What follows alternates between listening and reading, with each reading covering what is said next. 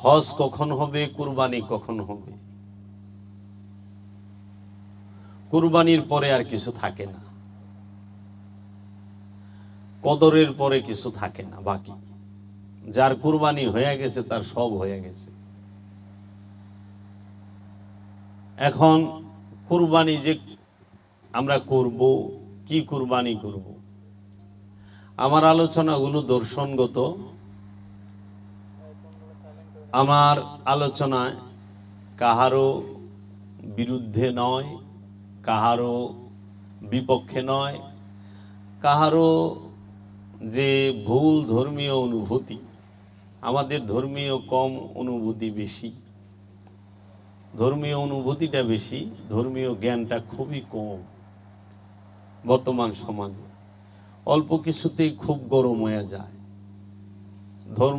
ধর্মীয় বিষয়, খুব গরম। আর ফতুয়া দিতে তো এখন 1 সেকেন্ড দেরি হয় না, কেউ 1 সেকেন্ড দেরি করে না।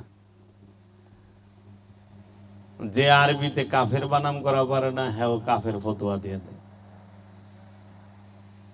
হ্যাঁ, এটা একদম সস্তা একটা, কিন্তু এটা কিন্তু খুব ভয়ানক বিষয়। এখন আল্লাহ রাব্বুল আলামিন কুরআনুল মাজিদে সূরা আল ইমরানের 92 নম্বর আয়াতে বলতেছেন, তোমরা যাহা ভালোবাসো, যে পর্যন্ত তাহা হইতে ব্যয় না করিবে, পণ্য অর্জন করিতে পারিবে না। তোমরা যাহা ভালোবাসো, যেই পর্যন্ত তাহা হইতে ব্যয় না করিতে পারিবে, পণ্য অর্জন করতে পারিবে না সওয়াব। এটা সূরা আল ইমরানের 92 নম্বর আয়াত। তাই বাংলাদেশের একজন প্রখ্যাত শিল্পী, তিনি মাতাল রাজ্জাক দেওয়ান, তিনি তার একটি কালামে বলছিলেন, আছে কোরআনের বচন, দাও প্রাণ প্রিয় ধন। এই সেই আয়াতটা কোরআনে আছে যে তোমার প্রাণ প্রিয় বস্তুটি, যেটি তুমি সবচেয়ে বেশি ভালোবাসো, সেইটিকে কুরবানি করো। এখন কোরআনে আরেকটি আয়াত আছে যে আল্লাহ বলতেছেন, আল্লাহর দরবারে রক্ত মাংস, পশুর রক্ত এবং মাংস কোনো কিছুই পৌঁছায় না, শুধু পৌঁছায় তোমার মনের তাকওয়া। তাহলে মনের তাকওয়া, তাহলে কুরবানিটা কার? মনের। কুরবানিটা কিন্তু বাহিরে না, কারণ আল্লাহর দরবারে গ্রহণযোগ্য হয়, পৌঁছাইল মনের তাকওয়া। তাহলে বাহিরের যদি হইতো, তাইলে আল্লাহ বাহিরেরটা, এর জন্য বাহিরে যে বিষয়গুলো আছে, রক্ত মাংস, এইটা আল্লাহ গ্রহণ করে নিত। কিন্তু আল্লাহ বলছে না, এটা পৌঁছাই না, পৌঁছাইলো তোমার মনের তাকওয়া। কোরবানিটা আমাদের সমাজে শরীয়তের দৃষ্টিতে, আনুষ্ঠানিকতায়, মেজাজিতে, যে কোরআনের দুইটা ভাব আছে, দুইটা দিক আছে, একটি বাহির, একটি ভেতর। মেজাজিতে আমরা একটা অনুষ্ঠান পালন করি পশু জবের।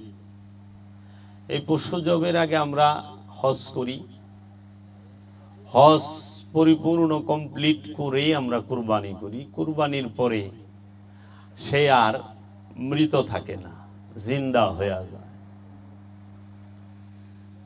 যার কুরবানি হয় নাই সে মৃত,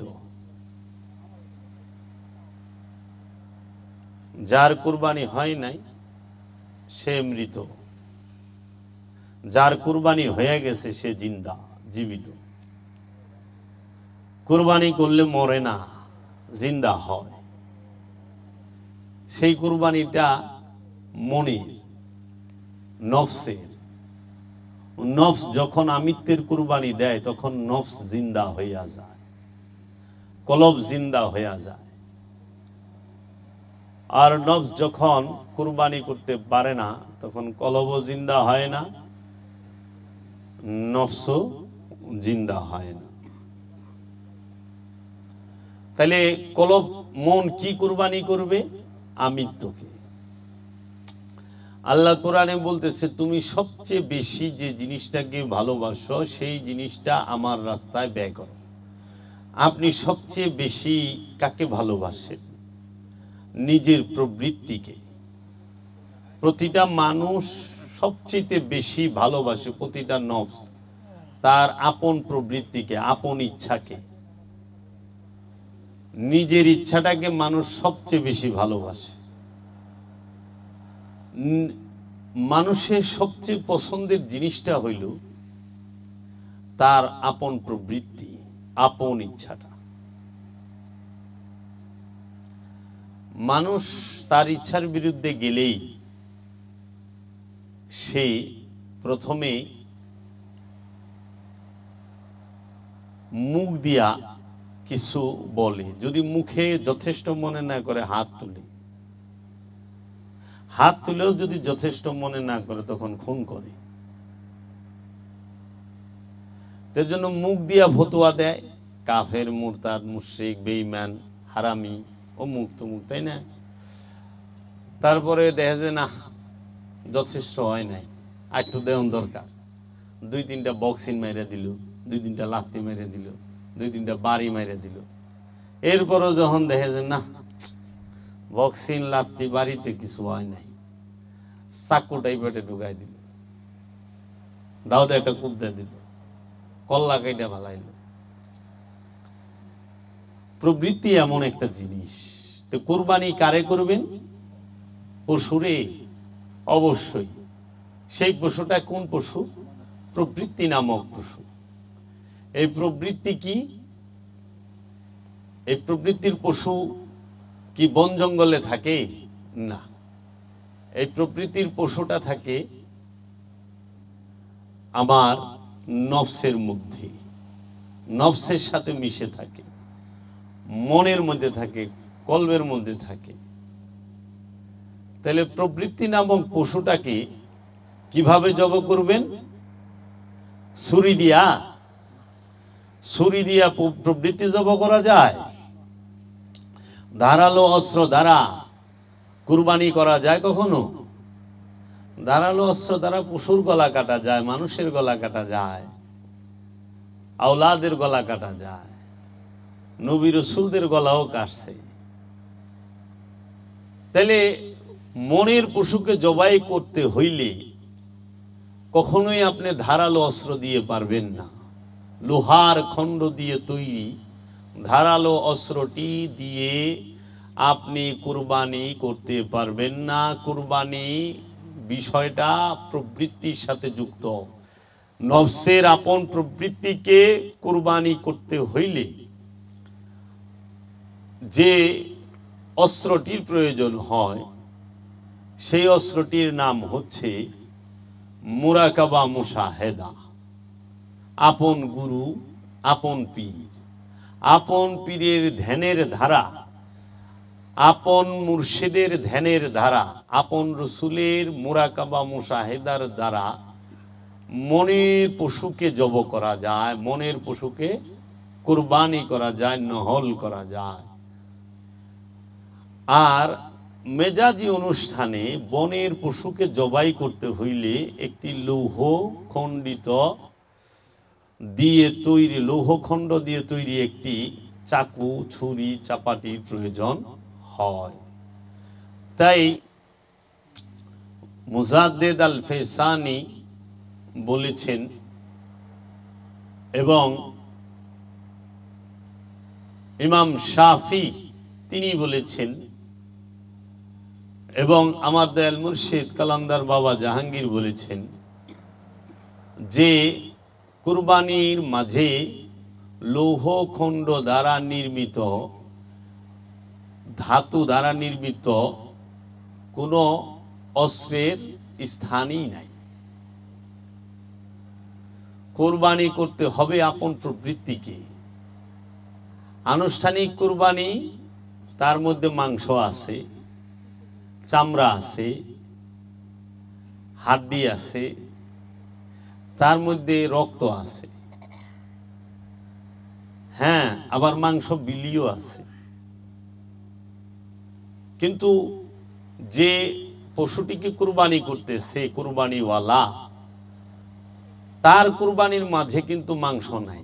হাকিকি কুরবানির মাংসও নাই, হাকিকি কুরবানির জীব কি নাই, গোশত নাই, মাংস নাই, তার হাড্ডি নাই, চামড়া নাই। যেরকম কুরবানির চামড়ার টেকা, কুরবানির আবার চামড়া হয় কেমনি?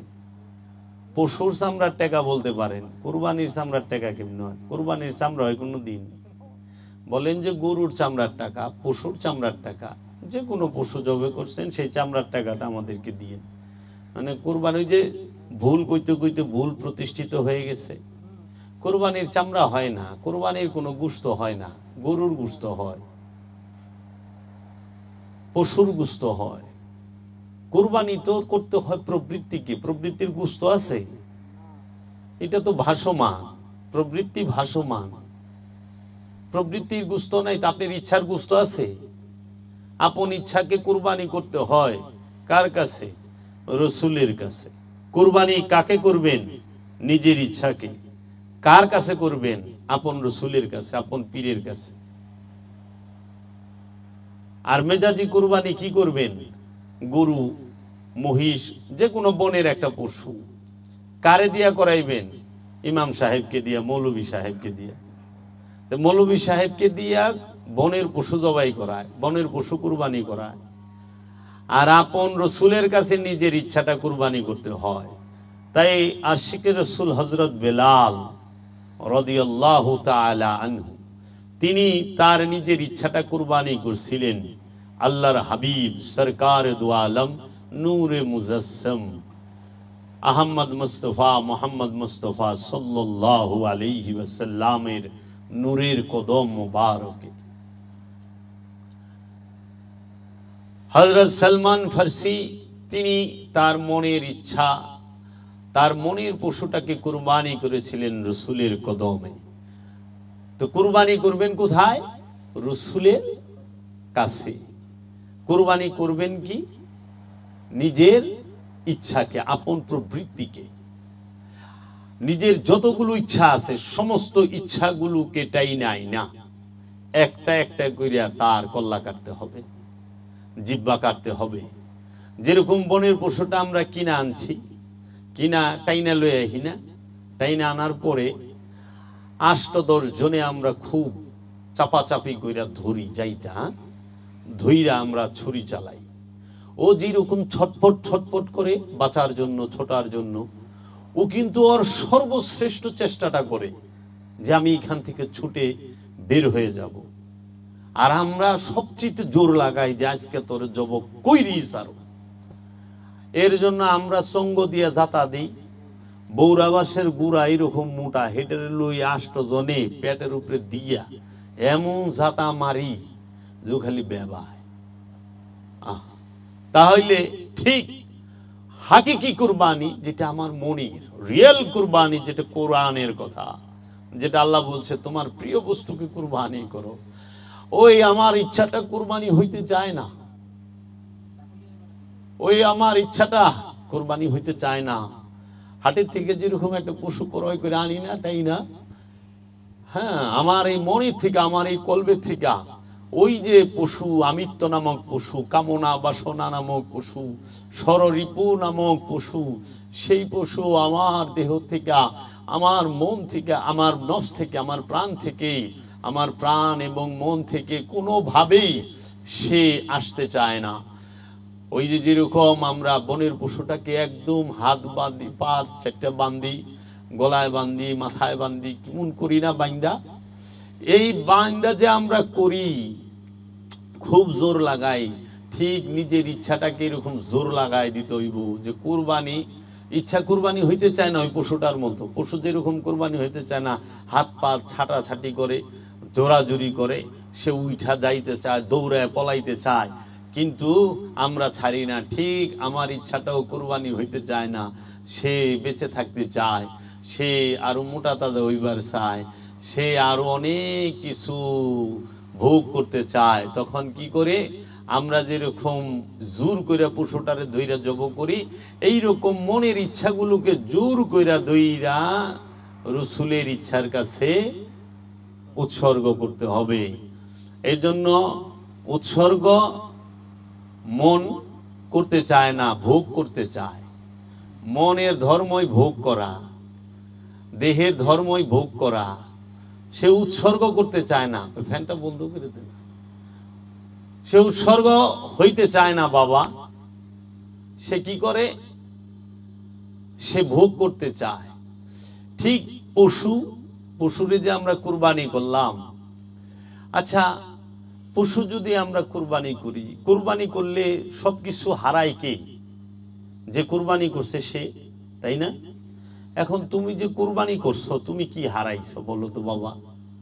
পশু তার জীবন হারাইলো প্রথম, তারপরে সে তার আরামায়ে সবই তো হারাইছে, তারপরে জীবন হারাইলো, রক্ত হারাইলো, মাংস হারাইলো, হাড্ডি হারাইলো, চামড়া হারাইলো, সবই তো পশু হারাইলো। কিন্তু কুরবানি হইলো তোমার। এটা কেমনে হইলো বাবা কও তো?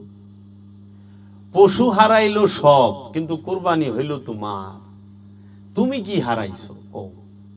তুমি কি তোমার জীবন হারাইছো? তুমি কি তোমার সুখ হারাইছো? তুমি কি তোমার ভুক হারাইছো? তুমি কি তোমার মাংস হারাইছো, হাড্ডি হারাইছো? তুমি কি তোমার গোশত হারাইছো?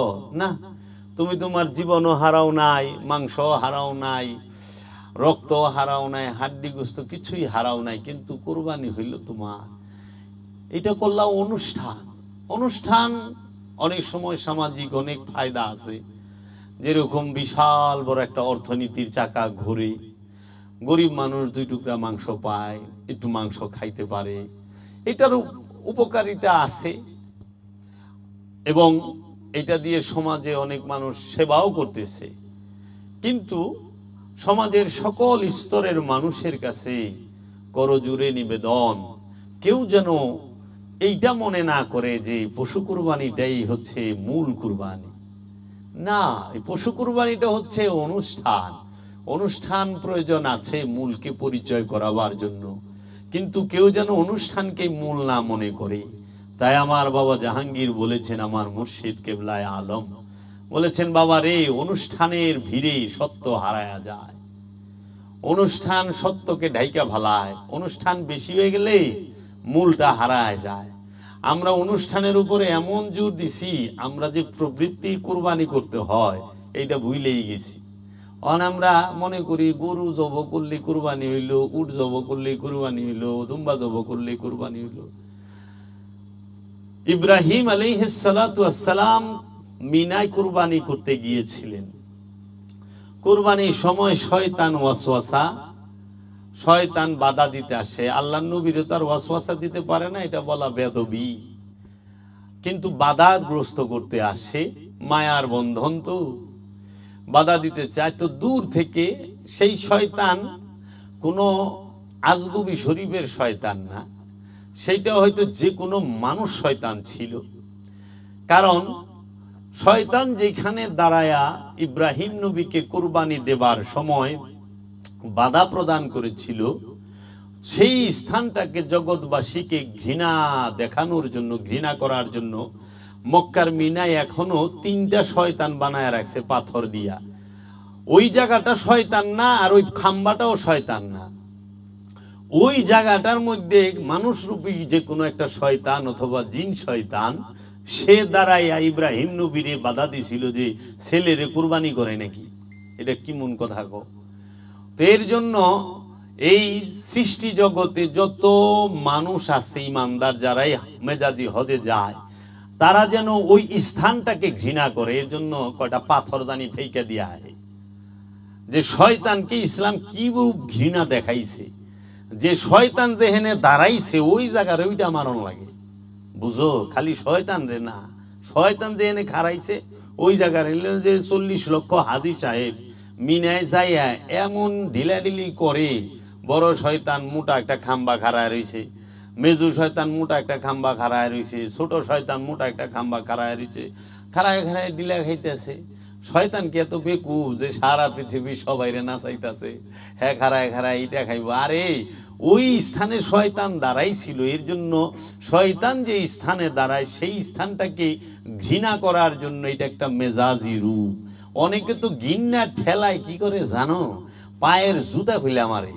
তারপরেও যখন হয় না, এক চাচামিয়ারে দেখলাম পাও ল্যাংরা, স্ট্যান্ড লইয়া 8 বার লইছে, আর শয়তানের পাথর ব্যবহার গেছে। লাস্টে সন্তুষ্ট না হইয়া ওই স্ট্যান্ডে ঢাটা ঢাটা ঢাটা গুলি, মানে আসতে আসতে এখন তো পিছনে দৌড়ে ফেঁকা মারে। ওইটা ওইখানে শয়তান নাই, শয়তান তো মিনায় থাকে না, শয়তান থাকে মানুষের অন্তরে। শয়তান আছে ওই হাজিদের অন্তরে, মেজাজি হাজির অন্তরে শয়তান বইয়া রইছে। শয়তান রে লইয়াই শয়তান রে পাথর মারতে আছে। হাকিকি শয়তান রে লইয়া মেজাজি শয়তান রে পাথর মারে হাজি।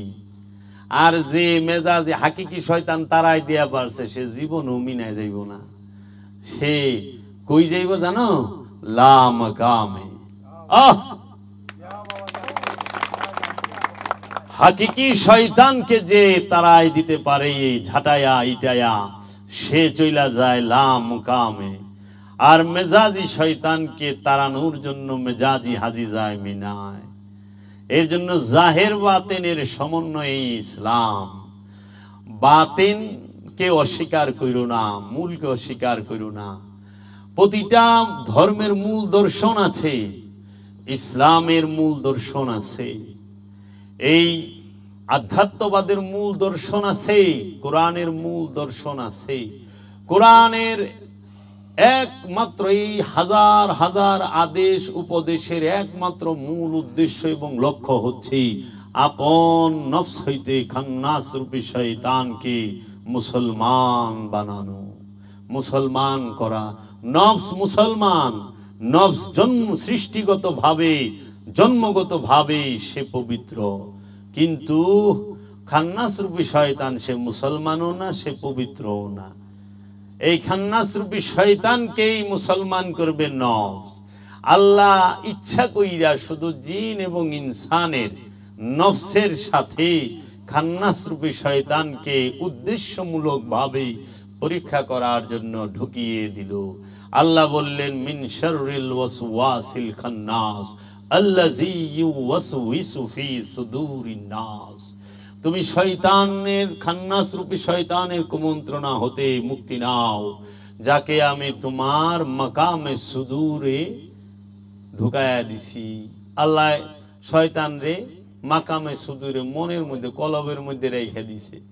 এখন শয়তান খেদাই বেরোলে কলবে ডুব দিতে হইব, কলবের মধ্যে যাইতে হইব, কলবের দিকে খেয়াল করতে হইব, না মিনায় যাওয়ান লাগবো। মানুষ মিনায় যায় শয়তান রে চাকাইবার, কিন্তু কলবে ডুব দেয় না। তাই আল্লাহ কোরআনে বলেছেন, ওয়া ইজ্জাআলনা বাইতা মাসাবাতাল লিন্নাস। আমি মানুষকে, আমি এই ঘরটিকে মানুষের মিলন কেন্দ্র হিসেবে নির্বাচিত করেছি। আল্লাহ মানব জাতির মিলন কেন্দ্র হিসেবে ওই ঘরটিকে নির্বাচিত করেছে। সেই ঘরটি কি? আল্লাহ রাব্বুল আলামিন বলছে, ওয়াত্তাখিযু মিন মাকামে ইব্রাহিমা মুসাল্লা।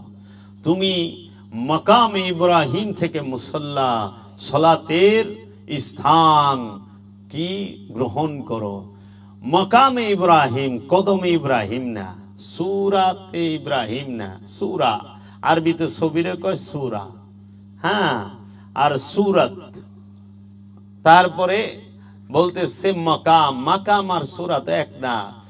পাথরের মধ্যে ইব্রাহিম নবীর কদমের ছাপ, ওইটা হলো ছবি। কদমের ছবি আছে পাথরের মধ্যে, ওইটা তো মাকামে ইব্রাহিম না, মাকাম না। মাকাম শব্দের অর্থ রাজ্য। তাহলে ইব্রাহিম নবীর মাকাম কি? ইব্রাহিম নবীর মাকাম হচ্ছে ইসমাইল আলাইহিস সালাতু ওয়াস সালাম। ইব্রাহিম নবীর মাকাম হচ্ছে ইসহাক আলাইহিস সালাতু ওয়াস সালাম। ইব্রাহিম নবীর মাকাম হচ্ছে মুহাম্মদ সাল্লাল্লাহু আলাইহি ওয়াসাল্লাম, হচ্ছে মৌলা আলী কারামাল্লাহু ওয়াজহু আলাইহিস সালাতু ওয়াস সালাম। ইব্রাহিম নবীর মাকাম হচ্ছে মৌলা হুসাইন, মৌলা হাসান আলাইহিস সালাতু ওয়াস সালাম, সৈয়দাতুন নিসা মা ফাতিমাতুজ জাহরা আলাইহিস সালাতু ওয়াস সালাম। ইব্রাহিম নবীর মাকাম হচ্ছে হযরত ওয়াইস আল কারনী আলাইহিস সালাতু ওয়াস সালাম। ইব্রাহিম নবীর মাকাম হচ্ছে হযরত সলমান ফারসি আলাইহিস সালাতু ওয়াস সালাম। ইব্রাহিম নবীর মাকাম হচ্ছে গৌসে পাক আব্দুল কাদের জিলানী আলাইহিস সালাতু ওয়াস সালাম। ইব্রাহিম নবীর মাকাম হচ্ছে সুলতানুল হিন্দ খাজা গরিব নওয়াজ খাজা মাইনুদ্দিন চিশতি আজমেরি আলাইহিস সালাতু ওয়াস সালাম। ইব্রাহিম নবীর মাকাম হচ্ছে ইমামে শাফি, ইমাম আবু হানিফা রাহমাতুল্লাহি আলাইহি, ইমাম আবু যর গিফারি, তিনি ইব্রাহিম আলাইহিস সালাতু ওয়াস সালামের মাকাম। হযরত ইবনে আব্বাস ইব্রাহিম নবীর মাকাম। এইভাবে পৃথিবীর সকল ওলি আল্লাহগণ কামেল ওলিগণ হচ্ছে মাকামে ইব্রাহিম। কোন পাথর মাকামে ইব্রাহিম নয়, মাকামে ইব্রাহিম হচ্ছে ইব্রাহিম নবীর নূরের বংশ যারা, তারা মহানবীর নূরের বংশ যারা, তারা যারা নূরে মুহাম্মদের মালিক, তারা যাদের মধ্যে নূরে মুহাম্মদ জাগ্রত এবং প্রকাশিত, তাহারাই হচ্ছে মাকামে ইব্রাহিম। ওয়াত্তাখিযু মিন মাকামে ইব্রাহিমা মুসাল্লান, তুমি মাকামে ইব্রাহিম থেকে মুসাল্লা গ্রহণ করো। মুসাল্লা কেন গ্রহণ করবা? সালাতের জন্য। সালাত করতে হবে মাকামে ইব্রাহিম থেকে মুসাল্লা গ্রহণ করে। এর জন্য মাকামে ইব্রাহিম হচ্ছে এই জগতের যত কামেল ওলি আছেন তাহারা, হযরত শাহজালাল বাবাজান, শাহপরান বাবাজান, খান জাহান আলী বাবাজান, বাবা লালন শাহী, বাবা সিরাজ শাহী, বাবা বুল্লে শাহ, বাবা আহমদ রেফাই, বাবা কবির আহমদ, আমার দয়াল সুরেশ্বরী বাবা কেবলা, এবং বাবা শাহজালাল নুরি, আমার মুর্শিদ বাবা বাবাজান দয়াল মুর্শিদ কালান্দার বাবা জাহাঙ্গীর, গৌসুল আজম বাবা ভান্ডারী বাবা, এরা সবাই মাকামে ইব্রাহিম। এই মাকামে ইব্রাহিমের কাছ থেকে মুসল্লান গ্রহণ করে তাহাদের কাছ থেকে সালাত শিখে, সালাতের মাধ্যমে, দাইমি সালাতের মাধ্যমে আপন নফসকে পবিত্র করতে হবে, নফসকে শুদ্ধ করতে হবে। মান আরাফা নফসাহু ফাকাদ আরাফা রব্বাহু, যে নিজেকে চিনতে পেরেছে কোনো সন্দেহ নাই সে রবকে চিনে ফেলেছে। এবং রব্বুল আলামিন বলতেছেন কাদ আফলাহা মান তাযাক্কা, ওই ব্যক্তি সফল যে নিজের নফসকে পবিত্র করতে পেরেছে। তাইলে মাকামে ইব্রাহিম থেকে মুসল্লা গ্রহণ করতে হবে। এখন আমাদের সমাজে আমরা মেজাজিতে মক্কা শরীফে যাই, কাবা ঘরের সাথেই মাকামে ইব্রাহিম আছে। আমি নিজেও হজ করে আইছি, সেখান থেকে মুসল্লা নিয়ে 2 রাকাত নামাজ পড়ি। এখন মুসল্লা তো নিয়ে আইলাম, এই মুসল্লা তাহলে কি পাটি না, যায় না মাছ না, মুসল্লা কি মাকাম কইছে, মুসল্লা কয় নাই। মাকাম কদম কয় নাই, মাকাম। মাকাম শব্দের অর্থ রাজ্য। রাজ্যে 1-2 জন থাকে না, এই রাজ্যে 1-2 জন আছে, বহু আছে। ইব্রাহিমের রাজ্যে প্রবেশ করতে হবে, যাইতে হবে। ইব্রাহিম আলাইহিস সালাতু ওয়াস সালামের, সাইয়্যিদানা ইব্রাহিম আলাইহিস সালাতু ওয়াস সালামের রাজ্য থেকে মুসল্লা গ্রহণ করে তারপরে তোমার সালাত করতে হবে, হজ করতে হবে। হজ করছ, মেজাজি কি বলতাছ? লাব্বাইক আল্লাহুম্মা লাব্বাইক ইন্নাল হামদা ওয়ান নি'মাতা লা শারীকা লা লাব্বাইক আল্লাহুম্মা লাব্বাইক। তাইলে এই যে বলতেছ লাব্বাইক আল্লাহুম্মা লাব্বাইক, ওগো আমার আল্লাহ আমি উপস্থিত, আমি উপস্থিত। তাহলে কাবার তো উচিত ছিল উত্তর দেওয়া, উচিত ছিল না? যদি আমি আল্লাহকে কই আল্লাহ আমি উপস্থিত, আল্লাহ কইব না হ আমি দেখছি, আইস বহ থাকো, যাও তুমি, আমি তোমার সাথেই থাকো। এটা কিন্তু মেজাজিতে সম্ভব হয় না, কিন্তু হাকিকিতে সম্ভব হয়। হাকিকি কাবার সামনে, হাকিকি কাবাকে যখন হৃদয়ের মধ্যে ধারণ করতে পারবা, যখন ডাকবা লাব্বাইক আল্লাহুম্মা লাব্বাইক, ও আমার আল্লাহ আমি উপস্থিত, আল্লাহ কইব আমিও তোর লগে আছি। তাই তো আল্লাহ বলছেন নাহনু আকরাবু ইলাইহি মিন হাবলিল ওয়ারিদ, আমরা তোমার জীবন রোগের নিকটেই অবস্থান করি। আমার ভাই হয়ে গেল, আল্লাহ কয়জনের সাথে থাকে? আল্লাহ বইলা দিছে ইন্নাল্লাহা মাআল মুমিনিন, নিশ্চয়ই আমি আল্লাহ মুমিনদের সাথে থাকি, আমি মুহসিনিনদের সাথে থাকি, আমি মুত্তাকিদের সাথে থাকি, আমি সাবিরিনদের সাথে থাকি। তাহলে হাকিকি কাবা কে? যে সাবিরিন সে। হাকিকি কাবা কে? যে মুত্তাকি সে। হাকিকি কাবা কে? যে মুহসিনিন সে। হাকিকি কাবা কে? যে মুমিন সে। এর জন্য ওই হাকিকি কাবার মধ্যে আল্লাহ জাত রূপে অবস্থান করতেছি। ওই হাকিকি কাবার সামনে যায় যখন আমরা বলুম লাব্বাইক আল্লাহুম্মা লাব্বাইক, সঙ্গে সঙ্গে জবাব দিবে। কাবায় গেছি, কাবা তোয়াফ করেছি, কাবাই আমাদেরকে জমজম খাওয়াইব, জমজম পান করাইব। কে করব? কাবায়। সেই জমজম পান করলে পবিত্র হইয়া যাইবা। সেই জমজম কি? মেজাজি তো কূপের পানি। হাকিকত কি লুকায় রয়েছে? একটু তাকায় দেখো না। জমজম সৃষ্টি হয় নবীর লাথিতে। জমজম সৃষ্টি হয় নবীর লাথিতে। আর জমজম তৈরি করে কে? জমজম কার ফরিয়াদে, কার তরফ নেছে? কে ছটফট করলে জমজম তৈরি হয়? কে ছটফট করছিল? ইব্রাহিম আলাইহিস সালাতু ওয়াস সালামের স্ত্রী তৈয়ব তাহেরা মা জাহরা, তিনি পিপাসায় তার সন্তান নবী, তার সন্তান রসুল, তার সন্তান আল্লাহর বান্দা ইসমাইল আলাইহিস সালাতু ওয়াস সালামের জন্য নবী পিপাসা, নবী পান করবে। আর মা ওলি, মা হাজেরা কিন্তু ওলি, মা হাজেরা ওলি, ওলি সে যখন ছটফট করে তখনই জমজম তৈরির কি হয়? অবস্থান হয়ে যায়। আর ওলির ছটফট দেখা নবী যখন লাথি দেয় তখনই জমজম তৈরি হয়ে যায়। নবীর লাথিতে জমজম হয়। জমজম খাইছো, জমজমের পানি পান করবা, ওই জমজম কার লাথি তৈলে দেখবা না? নবীর লাথিতে জমজম পানি, জমজম কূপ তৈরি হয়। মা হাজেরা দুইটা পাহাড়ে সাফা মারওয়ায় দৌড়াইতেছে। কেন? তার সন্তান পিপাসিত, তার সন্তান পিপাসা। সেই ও মিয়া, যদি প্রশ্ন করি জানার জন্য, আমার মা হাজেরা তো তার সন্তানকে পানি পান করার জন্য, করানোর জন্য দৌড়াচ্ছিল, ছটফট করতেছিল। তাই সাফা মারওয়ায় দৌড়াইতেছ। তা তুমি কি এর দৌড়ায়? তোমার কেরা পিপাসা হয়েছে? কার পিপাসা? কিলে তুমি দৌড়াইতেছ? প্রশ্ন আসে না? মা হাজেরা তো দৌড়াইছে তার সন্তানের পিপাসা মেটানোর জন্য। তুমি কি এর দৌড়াও? আরে তুমি দৌড়াইতেছ ওলির সুন্নত আদায় করার লেগে। জমজম পাহাড়ে আবু কি সাফা এবং মারওয়া পাহাড়ে দৌড়ানো, এটা ওলির সুন্নত, নবীর সুন্নত না। কার সুন্নত? ওলি। কে? মা হাজেরা হইল ওলি।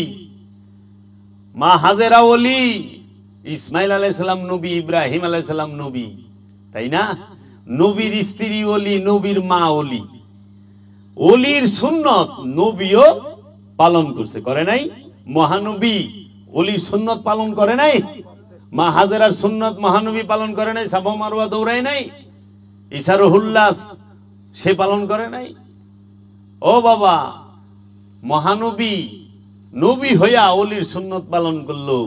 আর ওখানে আরবি জাননেওয়ালা পন্ডিতেরা ওলি মানবার চায় না। আরে ওলি মানবার চায় না, কিন্তু আল্লাহ গাড় ধরে মানায় ছেড়ে দিছে। হ্যাঁ জানেই না, হ্যাঁ যে সাফা মারওয়ায় দৌড়াইবার লইছি, এইটা ওলির সুন্নত পালন করতেছে। ওলি মানবা না, আল্লাহ মানায় ছেড়ে দিব। জমজম পান করা ওলির সুন্নত। জমজম পাহাড়ে এই আবু সাফা মারওয়া পাহাড় যখন দৌড়ায়, কেন দৌড়াইলো? সব জায়গায় কি দৌড়ায়? ঢালে যখন নামে স্পিডে দৌড়ায়, উপরে যখন উঠে আস্তে আস্তে। কেন? বাচ্চাকে রেখে গেছে পাহাড়ের উপরে, দেখে কোনো হিংস্র প্রাণী যেন ওইখানে না আক্রমণ না করতে পারে। পানির জন্য যে পাহাড়ে গেলে নিচে দেখতে পারবো কোথায় পানি জমা আছে, কোন জায়গায়। এর জন্য দৌড়ায়া উঠছেই নিচে। ঢালে যখন নামে দৌড়ায়, নামে উঠতে সময় আস্তে আস্তে উঠে দেখে যে পানি নাই। ফিরত আয়া দেখে কি হায় হায় পায়ের সামনে পানির ফোয়ারা উঠতেছে, পানি কুদরতি ভাবে উঠতেই আছে রহমতের পানি। তখন মা হাজেরা ওইখান থেকে দাঁড়িয়ে পানি পান করলেন এবং তার সন্তান ইসমাইল আলাইহিস সালাতু ওয়াস সালামকে পানি পান করাইলেন। ইসমাইল নবীর পায়ের লাথিতে জমজম কূপ তৈরি হইল। অহনে মানুষ জমজম কূপের চুমা দেয়, আল্লাহর নবীর কদম রে চুমা দেওয়া শিরক কয়। যার পায়ের লাথিতে জমজম কূপ হয়, সেই কূপের পানি রে চুমা দেয়, সেই কূপের যায় চুমা দেয়, কিন্তু নবীর পায়ে চুমা দেওয়া শিরক কয়, সেজদায় দেওয়া। হ্যাঁ, নবী কাবা ঘর তৈরি করছে বাবা আদম, তাই না? ইব্রাহিম নবী সংস্কার করছে। ইব্রাহিম নবীর তৈরি করা কাবা ঘরকে, আদম নবীর তৈরি কাবা ঘরকে মানুষ চুম্বন করে। কোন মৌলবী কইল না শিরক। কাবা তো আর আল্লাহ না, তাই না? আল্লাহর ঘর, তা আল্লাহকে সেজদা করবেন, আল্লাহর ঘরের সেজদা করেন কে? কাবা আল্লাহ, কাবা আল্লাহর ঘর, তো সবাই তো ঘরের এই সেজদা করতেছে সামনে রেখে। আল্লাহকে সেজদা করতে গেলে আল্লাহর ঘরেরও সেজদা করার লাগবে। এই জন্য ওলি আল্লাহ না, কিন্তু আল্লাহ থেকে আলাদাও না। এর লেগে আল্লাহরে সেজদা করবার গেলে ওলিরও সেজদা দেওয়া লাগবে। সোজা হিসাব। অনুষ্ঠানে যেরকম আল্লাহকে সেজদা করতে গিয়ে কাবা ঘরকে সেজদা করতে হয়, সেটা বাবা আদম তৈরি করছে, ইব্রাহিম নবী সংস্কার করছে, রসুল দোয়া করছে। বাবা আদমের তৈরি, ইব্রাহিম নবীর সংস্কার, হজের ডাক দিছে ইব্রাহিম নবী। কোরআন খুলেন, কইতাছে যে তুমি হজের জন্য ডাক দাও, তারা যেন তোমার কাছে আসে হজ করার জন্য। কয় নাই তারা যেন কাবায় আসে হজ করার জন্য, কোরআনে নাই। বলছে তারা যেন ইব্রাহিম নবীর কাছে আসে হজের জন্য, ওইটারে ডাকে। ইব্রাহিম নবী ছাড়া হজ কে শিখাইব? কাবায় শিখায়? খালি গ্লাস পিপাসা মিটাইব? কাবায় কেউ হজ শিখায় না। তওয়াফ করা কে শিখায়? কাবায় না ইব্রাহিমে? তওয়াফ করা শেখায় ইব্রাহিমে, ডাকা শেখায় ইব্রাহিমে, কাবায় শেখায় না। তাহলে হাকিকি কাবা কে? ইব্রাহিম খলিলুল্লাহ। ইব্রাহিম খলিলুল্লাহ মেজাজি একটা ঘর বানাইলেন, প্রতীকী ঘর চেনার জন্য, যে ঘরটাকে সম্মান করবা। ইব্রাহিম নবীর বানানো ঘর রসুলের দোয়া করার বদলতে কেবলায় হইল, কাবা হইল। মানুষ কাবাকে চুম্বন করলে শিরক কয় না, কিন্তু আল্লাহর ওলির পায়ে চুম্বন করলে শিরক হয়, মাজারে চুম্বন করলে শিরক হয়। মাথায় ধরে না। শিক্ষিত সমাজ এক সময় ধরবে তাদের। আমাদেরকে কি শিখান? ইব্রাহিম ইসমাইল নবীর পায়ের লাথিতে জমজম কূপ হইল। যখন পানি অতিরিক্ত পরিমাণ বের হচ্ছে, তখন মা হাজেরা দেখে এইভাবে পানি বের হইলে তো কাবা ঘর ডুবা যাইব। তো এই কাবা ঘর যেন না ডুবে, তার জন্য ইব্রাহিম নবী স্ত্রী ইসমাইল নবীর মা হাজেরা বললেন জম জম। জম জম শব্দটা হচ্ছে হিব্রু ভাষা। জম জম শব্দের অর্থ হচ্ছে থামো থামো। মা হাজেরা বললেন থামো থামো, তখনই পানি থাইমা গেল, আর নাম হয়ে গেল জমজম কূপ। এটা হিব্রু ভাষা। তখন আমরা জমজম থামো থামো কূপের পানি খাই।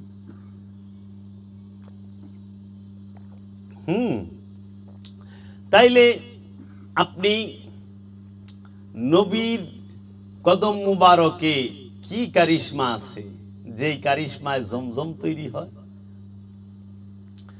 আমরা কি গবেষণা করেছি? আল্লাহর হাবিব আরবের বুকে হেঁটেছেন। আরবে তেলের অভাব নাই, খনিজ সম্পদের অভাব নাই। ওইটা আল্লাহর হাবিবের কদম মুবারকের বদলতে, আল্লাহর হাবিবের বিচরণের বদলতে তাহারা এই প্রাচুর্য পেয়েছে। আল্লাহর হাবিব দিতে আসছে, বিনিময়ে ব্যথা ছাড়া কিছু পায় নাই। এই জগতের মানুষ, আরবের মানুষ আল্লাহর নবীকে ব্যথা ছাড়া কিছু দেয় নাই। আর আল্লাহর নবী ব্যথা পায়া পায়া আরবের মানুষকে সম্পদ ছাড়া কিছু দেয় নাই, সুখ দিছে তাদের। এর জন্য কাওয়াল বলে শুক্রিয়া মেনু শুক্রিয়া, গম কি দৌলত মুঝে আতা কর দি। কৃতজ্ঞ, তোমাকে ধন্যবাদ হে আমার মাওলা, ধন্যবাদ। গম কি দৌলত, আমাকে দুঃখের সম্পদ তুমি দিয়েছো দান কইরা। तूने हंस हंस के दिया, मैं रो रो के इम्तिहान किया। তুমি হাসতে হাসতে আমাকে দুঃখের সম্পদটা মুর্শিদ দিছ, আমি কাঁদতে কাঁদতে নিছি, কিন্তু অভিযোগ করি নাই। তাও তো আমার মুর্শিদ দিছে, খালি হাতে তো ফেরত দেয় নাই, দুঃখটাই দিছে। খালি হাতে যায় না, যায় নাই তো। এই জগতের মানুষ রাহমাতাল লিল আলামিন, তার বংশকে দুঃখ ব্যথা যন্ত্রণা ছাড়া কিছুই দেয় নাই। হ্যাঁ, আমরা একটু সালাম জানাই প্রেমে, তাও আবার জিলাপি না হইলে আহে না, বিরিয়ানি না হইলে আহে না। হায় রে মুসলমান। আর এক গ্রুপ আছে দিবই না, দিলেও হনে বাধা দিব। কি দিলেন আল্লাহর রসুলকে? আল্লাহর রসুল না আইলে আপনাদের ব্যবসা হইতো না, আল্লাহর রসুল না আইলে আপনাদের রুজি রুটি হইতো না, আল্লাহর রসুল না আইলে আপনাকে ঘর সংসার বাড়ি গাড়ি হইতো না। হইতো? কোরআনের তফসির কইরা ব্যবসা করতেছেন না, হাদিসের কিতাব লেখা ব্যবসা করেন না, ওয়াজ মাহফিল করে ব্যবসা করেন না, ইমামতি করে বেতন নেন না, ওয়াজ নসিহত করে টাকা নেন না, দাওয়াত দোয়া খায়ের করে টাকা নেন না। তা আল্লাহর রসুল যদি না আইতো এগুলো একটা হইতো? নামাজ কই পাইতেন, রোজা কই পাইতেন, কাবা কই পাইতেন, হজ কই পাইতেন, কুরবানি কই পাইতেন, কোরআন কই পাইতেন, হাদিস কই পাইতেন, যাকাত কই পাইতেন, ফেতরা কই পাইতেন, সদকা কই পাইতেন, চামড়া টেকা কই পাইতেন, লিল্লা বোর্ডিং কই পাইতেন? কিচ্ছু থাকতো না। তাহলে আল্লাহর রসুল কি কোটি কোটি মানুষকে রিজিকের ব্যবস্থা আর ব্যবসা বাণিজ্য চাকরি বাকরির ব্যবস্থা করে দিছে না? হ্যাঁ, আবার এমন চাকরি যেই করুক হ্যাঁ সম্মান পাইব। আপনি গার্মেন্টসে চাকরি করেন, সম্মানই নাই। ফ্যাক্টরিতে চাকরি করেন, সম্মান নাই। কিন্তু আপনি রসুল যে চাকরির ব্যবস্থা আপনাকে করে দিছে, সেটা করলে কি সম্মান? প্রথম কাঁঠালটা খায়, প্রথম ডিমটা খায়, প্রথম দুধটা খায়, প্রথম পাউপাটা খায়, সব জিনিস প্রথমটা খায়। হ্যাঁ, চেহারা নূরে টস টস করে, রইদে যাই না, সবসময় মুরাদে আমরা আটি। আমাকে চেহারায় নূর থাকবো নাকি? যে রিক্সা চালায় হ্যার চেহারায় নূর থাকবো? আর এই নূরালা লোকের খালি রিক্সা দিয়া পাঠান গুলিস্তানের মোড়ে, দেখবেন কয়দিন পরে হ্যাঁ নূর জ্বলে গেছে, কালা হইব গা। এর লেগে চামড়ায় নূর থাকে না বেটা, নূর থাকে অন্তরে। নূর চামড়ার বিষয় না, নূর হইল অন্তরের বিষয়। চোখে থাকে নূর, কানে থাকে নূর, দমে থাকে নূর, জবানে থাকে নূর, কলবে থাকে নূর, নফসে থাকে নূর। চামড়ার মধ্যে নূর থাকে না। চামড়ায় নূর থাকলে তো বেশিরভাগ নূর সালমান খান লয়ে বই রয়েছে, মাধুরী দীক্ষিত লয়ে বই রয়েছে, ঐশ্বরিয়া রায় বেশি নূর লয়ে বই রয়েছে না রে। লাইলির তো নূরই নাই, দেখতে কুটকুটা কালা ছিল লাইলি। অহলে মনে করে চেহারা সুন্দর, নূর। আমাদের দেশের নায়ক সাকিব খান এত পুরা ভরপুর নূরে, আমার মধ্যে নূরই নাই। কই লয়ে গেছ? সারাদিন শুনু করে 5 বার মিনিমাম, কতবার মুখ দৌ, এতবার মুখের চর্চা করলে এত এমনি সুন্দর থাকবো। আর আল্লাহর ওলি বাবা করিম মস্তান বছরে গোসল করছে কিনা সন্দেহ আছে। যদি আল্লাহর বৃষ্টি হয় তাহলে করে। কেন? গোসল করে যে সময় অপব্যয় করবো, ওই সময়ের মধ্যে সে রবের মধ্যে ডুবা রয়েছে। যে রবের মহানূরে ডুবা থাকে, সে ওই গোসল, ওই যে দাড়ি টুপি পাঞ্জাবি এই পোশাক আশাকের দিকে খেয়াল রাখতে পারে না। তো রবের মহানূরে ডুবা রয়েছে, লেগে দেখবা সুফিগো ড্রেস হয় মোটা লম্বা, কেন সুফিরা ডেলি কাপড় দেন? এর লেগে এক সুফিরে জিজ্ঞাসে, বাবা আপনাকে ড্রেস এরকম ময়লা সয়লা হয়, লম্বা সম্বা হয়, ব্যাপার কি? কয় পাতলা কাপড় তাড়াতাড়ি ময়লা হয় তো, ডেলি ধোয়ান লাগে, ভাস করন লাগে। এর লেগে মোটা একটা পিনছি, 1 মাসের মধ্যে 2 ধোয়ানো লাগবো না, ইয়ে করার লাগবো না। ওখানে শরীয়ত আল্লাহরা ফতুয়া দিচ্ছে নাপাক, কাপড় নাপাক হইব কই থেকে? কাপড়ে ময়লা লাগে, অপরিষ্কার। কাপড়ের মধ্যে শয়তান নাই, শয়তান হলো কলবে থাকে। এর লেগে কলব নাপাক হয়, নফস নাপাক হয়, আর পোশাক ময়লা হয়, অপরিষ্কার হয়। এর জন্য সুফির পোশাক ময়লা থাকে, অপরিষ্কার থাকে কাহারো কাহারো, কিন্তু কলব পবিত্র থাকে। আর আপনি গো কলব নাপাক, পোশাক পরিষ্কার। পরিষ্কার পোশাক দেখা যায়, পবিত্র কলব দেখা যায় না। পরিষ্কার পোশাক দেখা যায়, পবিত্র কলব দেখা যায় না। পবিত্র কলবের অধিকারী কালো হইতে পারে, পবিত্র কলবের অধিকারী বুসাও হইতে পারে, ফর্সাও হইতে পারে। তাই কলবকে পবিত্র করেন, পোশাককে এত গুরুত্ব না দিয়া। এখন মানুষ চুল দাড়ির প্রতি গুরুত্ব দিছে, নফসের প্রতি গুরুত্ব নাই। হ্যাঁ, সাধনা করবো হইলো নফসের প্রতি, চুল দাড়ির প্রতি যেরকম আমি দিছি। হ্যাঁ, বড় বড় চুল হইলে মনে করবে না জানি কত বড় সাধুরে। না, চুলের মধ্যে সাধুগিরি নেই, সাধুগিরি হলো স্বভাবে, স্বভাবের মধ্যে সাধু। তাইলে হজ করতে যাইয়া তোমরা কি করবা? কাবা তোয়াফের সাথে সাথে জমজম পান করছো, সাফা মারোয়া পাহাড় দৌড়াইছো। সাফা শব্দের অর্থ শুদ্ধি, মারোয়া শব্দের অর্থ নির্মলতা। সাফা এবং মারোয়া শব্দের অর্থ হচ্ছে শুদ্ধি এবং নির্মলতা। সাফা সাফ করা, শুদ্ধ করা। কলবকে যখন শুদ্ধ করবা তখনই নির্মলতা আসবে, মারোয়া হবে। এই সাফা মারোয়া দৌড়াইয়া মুজদালিফায় অবস্থান করবে। কেন অপেক্ষা করবে? শয়তানরে কোন সময় ঢিলে বাইর করবা নফস থেকে। দেখো না, 1 রাত কাটায় দৌড়ায় মিনায় যায়। এই যে ইটানি তরে আজকে মক্কাই থাকবার দুম না। এর লেগা মেজাজি শয়তান পৃথিবীর একটা দেশে, একটা নগরীতে, একটা স্থানে অবস্থান করে। পৃথিবীর একটা দেশ, তার নাম সৌদি আরব, একটা নগরী, সেই নগরীর নাম মক্কা। সেই মক্কা নগরীর একটা স্থানে, সেই স্থানটার নাম মিনা। মেজাজি শয়তান থাকে কই? পৃথিবীর এক দেশে, মক্কা, মিনা থাকে। মক্কা, সৌদি আরবের মক্কা নগরীর মিনায় মেজাজি শয়তান থাকে। হাকিকি শয়তান গো পৃথিবীর সব দেশের থেকে নফসের সাথে, কলবের সাথে লইয়া আয়া এই এক স্থানে একটা দেশে আয়া আমরা সবাই পাথর মারি। আমিও গেছিলাম হাকিকি শয়তানকে কলবের মধ্যে লইয়া একদম পৃথিবীর একটা দেশ মক্কা নগরীর, পৃথিবীর একটা দেশ সৌদি আরবের মক্কা নগরীর মিনায় যায়, এইটাই থুয়াইছি। আহার পরে দেখি যে আরে শয়তান এটাই থুইলাম, শয়তান তো খেদা এনে যায় নাই। আয়াই শয়তানি কাম করে, ওই যে পরের হক বাইরা খায়, মাসের সম্পদ দখল করে, ওজনে কম দেয়, চুরি বাটপারি করে, মিছা কথা কয়। সে হজ করে আয়া আবার রাজনীতিতে ঢুকে।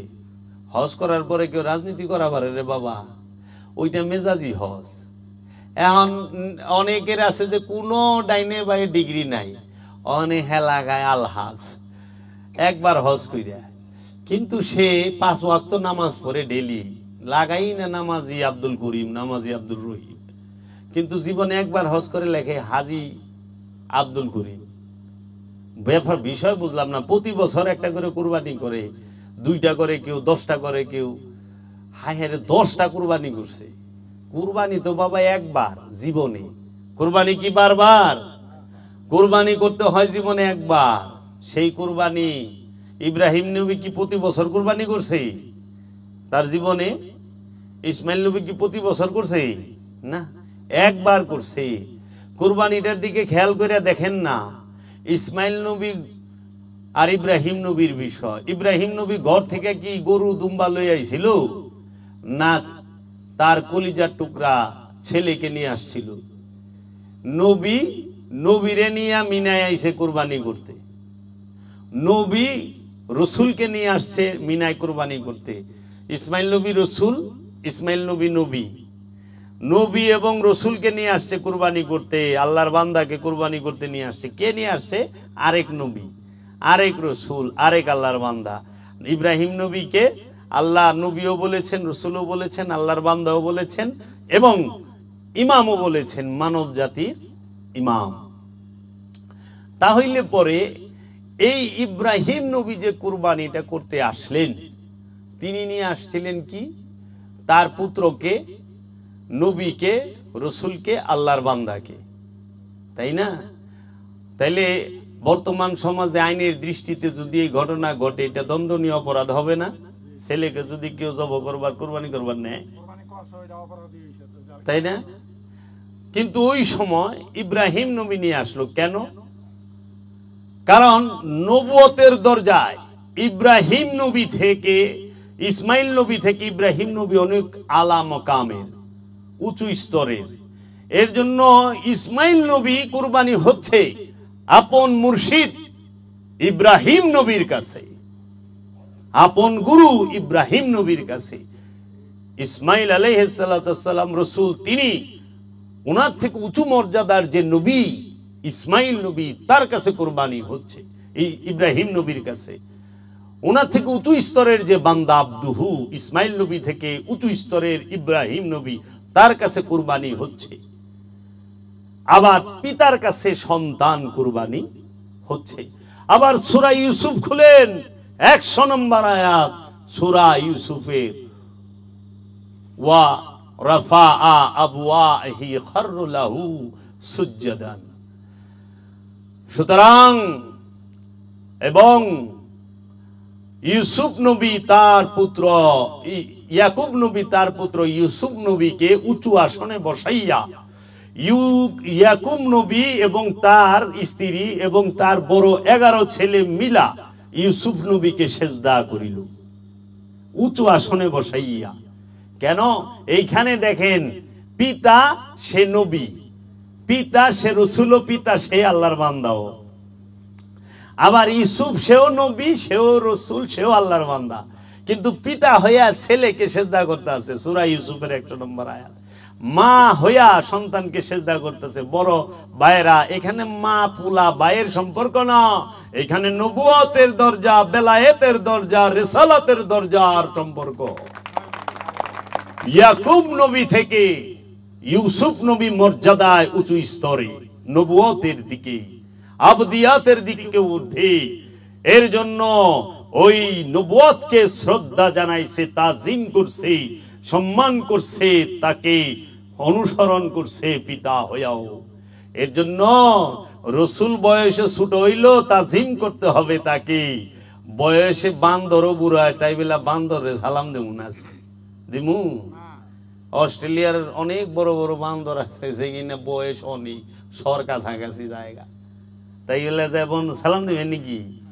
হ্যাঁ, বয়সে বড় হন, তাতে কি রিশতা কিসের? রেসালাতের, নবুয়তের, বেলায়েতের, ওলিত্বের যে দরজা, সেইখানে সম্মানটা করতে হয় রেসালাতে। এর জন্য আল্লাহ বলেছেন, একমাত্র ইজ্জত আল্লাহ এবং আল্লাহর রসুলের এবং মুমিনগণের।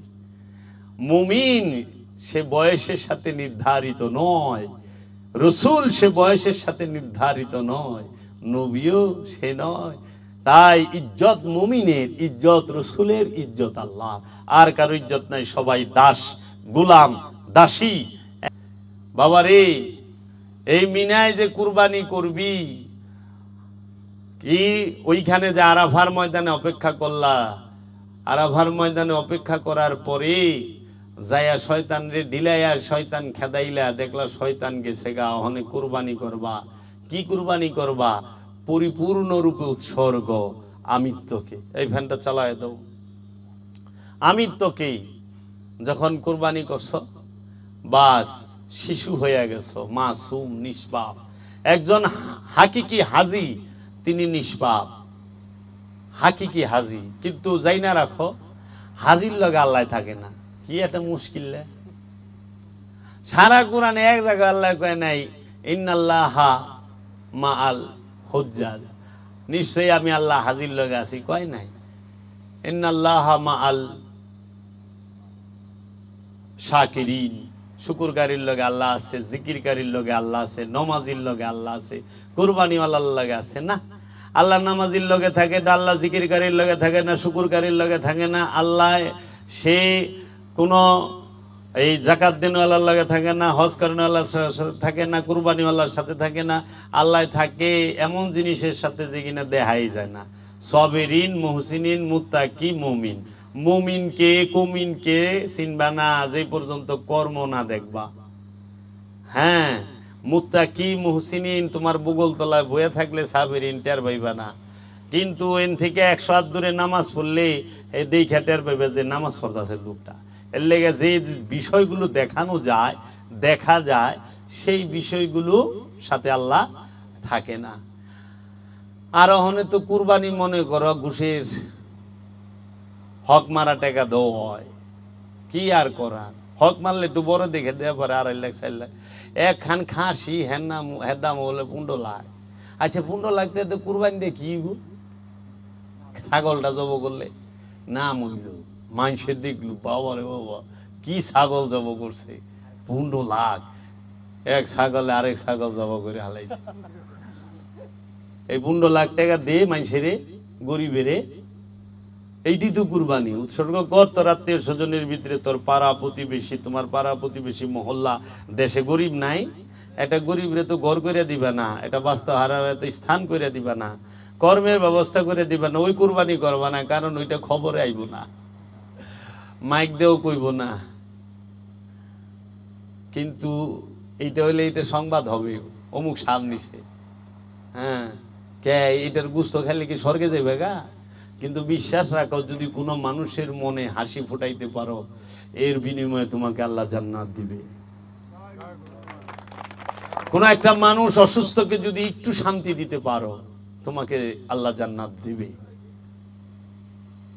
আল্লাহ আমলে সালেহা করতে বলছে। আমলে সালেহা কি? সৃষ্টির সেবা। আমলে সালেহা কি? গুরুর সেবা। আমলে সালেহা কি? মুরাকাবা মুশাহেদা। এটি আমলে সালেহা। তো কাজেই বাবারা, আমার দেশের বিখ্যাত কবি, আমি বলি সুফি কবি, বাংলাদেশে তাকে পরিচিত বিদ্রোহী কবি কাজী নজরুল ইসলাম বলেছেন, মনের পশুকে করো জবাই, পশুরা বাঁচে বাঁচে সবাই। তুমি মনের পশুটাকে, আমিত্ব নামক পশুকে জবাই করে তুমি যাহা করবা, ওইটাই আল্লাহর দরবারে গ্রহণযোগ্য। তোমার হাতে যদি একটা পশু জবেও হয়, সেও ধন্য, কারণ একটা মানুষের হাতে তো জব হইল। অনেক পশুটা যখন ছায়া দেয়, পশু তো তৌহিদে বাস করে, ওখানে তৌহিদে বাস করে যে প্রাণী, হ্যাঁ ছায়া দেখতেছে, শয়তানে আমারে খায়া লাইতেছে। শয়তান যুক্ত লোক তৌহিদ রাজ্যে যারা নাই তারা খাইতেছে, তখন তো তার আফসোস। তাই ইমাম শাফি তার কিতাবে লিখেছেন যে অধিকাংশ সাহাবায়ে কেরাম, এটা বাবা জাহাঙ্গীরের সুফিবাদ আত্মপরিচয়ের একমাত্র পথ এই কিতাবে পাইবা। বাবা লিখছে, ইমাম শাফি তার হাকিমুল উম্মত কিতাবের মধ্যে লিখেছেন, ও 86 পৃষ্ঠা না 79 পৃষ্ঠায় বাবার ইয়ের মধ্যে দেওয়া আছে যে অধিকাংশ জলিলুল কদর সাহাবায়ে কেরাম তাহারা পশু কুরবানিতে তাহারা স্বাচ্ছন্দ্য বোধ করতেন না। হযরত বেলাল তিনি একটি মুরগি জবাই করতেন, তাকে জিজ্ঞেস করাতে তিনি বলেছেন, পশু কুরবানির টাকাটা গরিব মুসলমানদের মধ্যে বিলিয়ে দিতে স্বাচ্ছন্দ্য বোধ করি। তাকে অনুসরণ করে হযরত আবু বকর সিদ্দিক তিনিও পশু জবাই করতেন না, হযরত সালমান ফার্সি তিনিও করতেন না, ইমাম কামা তিনিও করতেন না, এইরকম অনেকেই করতেন না। তাহারা এই পশু জবের যে টাকাটা, মূল্যটা, এইটা গরিব দুঃখীদের মাঝে বিলিয়ে দিত।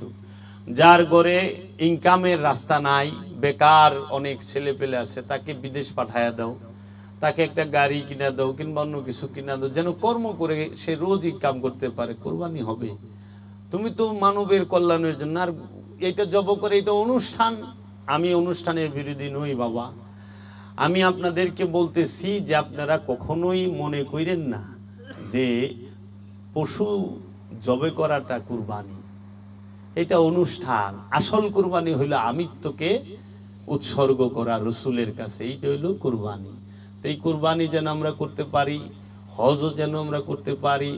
মেজাজি হজে আল্লাহ দেখা যায় না, হাল হাকিকি হজে আল্লাহ দেখা যায়, আল্লাহ দেখতে পায়, নিজেকে চিনতে পায়। তাই হাজির আফসোস থাকবে, আল্লাহর ঘরে যায় আল্লাহকে ডাকলাম, আল্লাহ জবাব দিল না। এইটাই তার আফসোস যে আল্লাহ আমার মধ্যে কোনো ভুল আছে, যেই ভুলের কারণে আমি আমার ডাক তোমার পর্যন্ত পৌঁছাইতে পারলাম না। মাওলা গো, তোমার ঘরে আয়া তোমারে পাইলাম না। বাবা রে, মেজাজি কাবা পৃথিবীর একটা দেশে একটা নগরীতে আছে, সৌদি আরবে মক্কা নগরীতে মসজিদুল হেরেম। হাকিকি কাবা পৃথিবীর সকল দেশে সকল ভাষায় সকল জায়গায় আছে। আল্লাহ কুরআনে সূরা ইব্রাহিমে বলছে, ওমা আরসালনা ইল্লা বিলিসানি কওমিহি লিবাইয়িনা লাহুম। আমি এমন কোন জাতি নাই, এমন কোন ভাষা নাই যেই জাতির নিজের ভাষায় আমি ওই জাতিতে রসুল প্রেরণ না করেছি আমার নিদর্শন বর্ণনা করার জন্য। প্রত্যেক জাতিতে আল্লাহর রসুল আছে। হাকিকি কাবা প্রত্যেক জাতিতে, প্রত্যেক দেশে, প্রত্যেক ভাষায় আছে। মেজাজি কাবা পৃথিবীর একটা দেশের একটা ভাষায়, একটা দেশের একটা নগরীতে আছে। ঠিক হাকিকি শয়তান পৃথিবীর সকল দেশে সকল মানুষের মধ্যে অবস্থান করতেছে। পৃথিবীর সকল দেশের সকল ভাষার সকল জাতের সকল মানুষের অন্তরে হাকিকি শয়তান বয়ে রয়েছে। হিন্দুর অন্তরে হাকিকি শয়তান আছে, বৌদ্ধের অন্তরে হাকিকি শয়তান আছে, খ্রিস্টানের অন্তরে হাকিকি শয়তান আছে, ইহুদির অন্তরে হাকিকি শয়তান আছে, মুসলমান ধর্মের মানুষের অন্তরেও হাকিকি শয়তান আছে। মুসলমানের মধ্যে শয়তান নাই, আসল হিন্দু যে তার মধ্যে শয়তান নাই, কিন্তু হিন্দু ধর্মের মানুষের মধ্যে শয়তান আছে। বৌদ্ধ ধর্মের মানুষের মধ্যে হাকিকি শয়তান আছে, ইহুদি ধর্মের মানুষের মধ্যে হাকিকি শয়তান আছে, খ্রিস্টান ধর্মের মানুষের মধ্যে হাকিকি শয়তান আছে, এবং মুসলমান ধর্মের মানুষের মধ্যে হাকিকি শয়তান আছে। মেজাজি শয়তান থাকে পৃথিবীর একটা দেশে একটা নগরীতে, সেই দেশটার নাম সৌদি আরব, মক্কা মিনায় থাকে মেজাজি শয়তান। এনে যায় ইটা মারণ লাগে। আর হাকিকি শয়তান সব মানুষের কলবের মধ্যে বয়ে রয়েছে। দলিল কোথায়? সূরা নাস, আল্লাযী ইউওয়াসউইসু ফি সুদুরিন নাস মিনাল জিন্নাতি ওয়ান নাস। মানুষের অন্তরে শয়তানের অবস্থান। তাই আমার মুর্শিদ বাবা জাহাঙ্গীর বলেছেন, 53 বছর কোরআন রিসার্চ করে বলেছেন, ও বাবারা শুনিয়া রাখো, এই সৃষ্টি জগতের কোথাও, সারা সৃষ্টি জগতের কোথাও শয়তানকে থাকার স্থান আল্লাহ রাব্বুল আলামিন দেয় নাই, দুইটা জায়গা ছাড়া। একটি হলো মানুষের অন্তর, আরেকটি হলো জিনের অন্তর। জিন এবং মানুষের অন্তর ছাড়া শয়তান কোথাও থাকে না।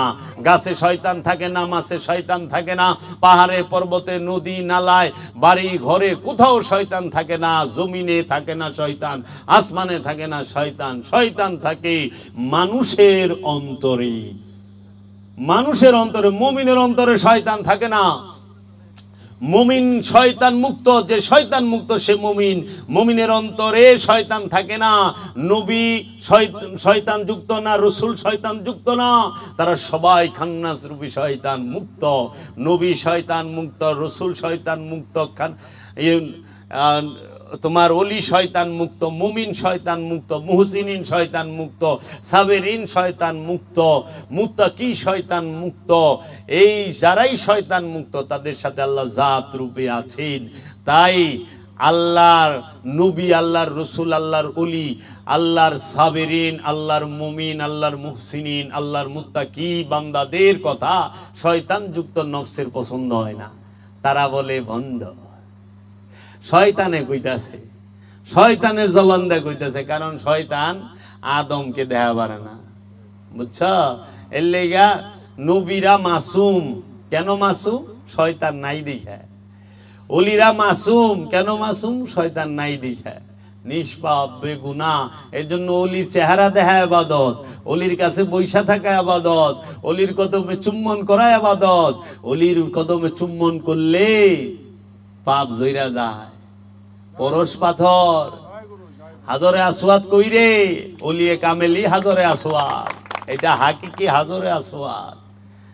প্রত্যেকটা ওলিয়ে কামেল তাহারাই হাজরে আসওয়াদ, তাদেরকে চুম্বন করাই হচ্ছে ইবাদত।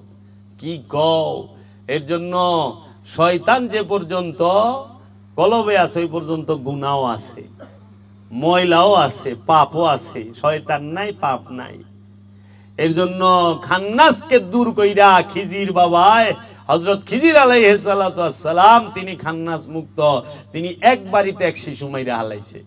সূরা কাহাফ পইরা দেখো তোমরা জ্ঞানীরা, গুণীরা, সূরা কাহাফ পইরা দেখো। হযরত খিজির আলাইহিস সালাম এক বাড়িতে একটা শিশু খেলতাছিল, তারে মাইরা হালাইছে। শরীয়তের দৃষ্টিতে এটা কবিরা গুনাহ। আর খিজির বাবা মারলো, কবিরা গুনাহ হইল না কে? মাওলানা সাহেব তো উত্তর দেন না, কই ইন্না লিল্লাহি আমি যাই হনে, এর উত্তর আমার কাছে নাই। খিজির অমিয়া বড় মানুষ খুন করলে গুনাহ, তো খিজির বাবা যে শিশু খুন করলো, কইলো এটা 25 বছর পরে ডাকাই দিব। তো 25 বছর পরের খবর খিজির বাবা কয়ে দিতেছে আজকে কিরে ডাকাই তৈব। তিনি বলতেছে আমি এ নেক সন্তান দিব আর মা বাবারে। খিজির যে সন্তান দিব ওইটা কি ওলি হইব না হইব না? তো শয়তান যুক্ত নফস সরাইয়া ওলি দিল, তো এইটা কি সবচেয়ে বড় দান না? যেই মায়ের গর্ভে আল্লাহর ওলি আসে, ওই মা কত বলন্দ, ওই মা কত ভাগ্যবান যে তাহার গর্ভে আল্লাহর ওলির আগমন হয়েছে। সেই মাটা কি তাই এই জগতের বুকে বাবা জাহাঙ্গীরের মা, তিনি রত্নগর্ভা। তিনি এমন এক সন্তান জন্ম দিছে। বাবা সুফি সদরুদ্দিন আহমদ চিশতির মা, সে কত বলন্দ নসিবওয়ালা যে সুফি সদরুদ্দিন আহমদ চিশতির মতো সন্তান জন্ম দিছে। সন্তান তো সবাই জন্ম দেয়, আবু জেহেলও দিছে, দেয় নাই? আবুল আহাব সন্তান জন্ম দেয় নাই? তে কি সেই আল্লাহ আফতার কইছে, ইন্না শানিয়াকা হুয়াল আবতার। তাই বাবা মুরাকাবা মুশাহেদা করলে মুর্শিদ জ্ঞান দেয়। পুথির বিদ্যা লাগে না, মুর্শিদ কথা কইব জবান দিয়া।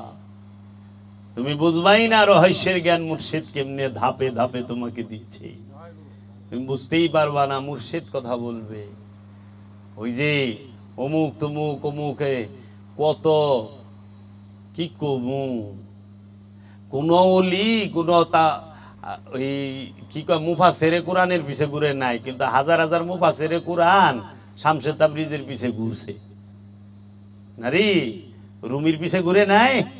বাবা জাহাঙ্গীরের বাড়িতে মুফাসসিরের কোরআন না ঝাড়ু দেয় আর পাতিল মাঝে, তাও আন্তর্জাতিক খ্যাতি সম্পূর্ণ খ্যাতি আছে তাগো। তো এই মুফাসসির দিয়ে ওলি মাপ বাড়ায় না, ওলি যে জায়গায় ধরবো ওই জায়গায় তোমরা পৌঁছায় পারবা না। আচ্ছা বাবা, এর জন্য আমরা যেন আত্মশুদ্ধি লাভ করতে পারি সেই শিক্ষা। আমি তোমাকে অনেক কষ্ট দিলাম বাবা, তোমরা মনে কষ্ট নিও না। হ্যাঁ, আমার মুর্শিদ বাবা জাহাঙ্গীর আমাগো এমন দয়া করছে, ওই স্থানে না গেলে পাইবা না। এর জন্য